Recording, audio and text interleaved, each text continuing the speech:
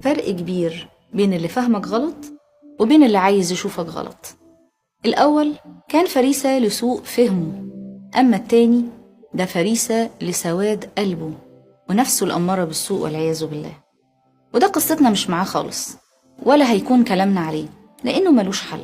ده بالعكس، لو حاولت معاه هيكرهك أكتر وهيقول عليك خبيث وممثل وعامل فيها مصلح اجتماعي، لأنه زي ما قلنا هو رسم لك صورة وعايز يشوفك كده. كلامنا بقى هيكون عن الصنف الأول اللي بينك وبينه سوء فهم، زي الموقف اللي حصل مع سيدنا النبي صلى الله عليه وسلم سنة 8 هجريا، وبالتحديد في شهر شوال انتصر المسلمين في غزوة حنين.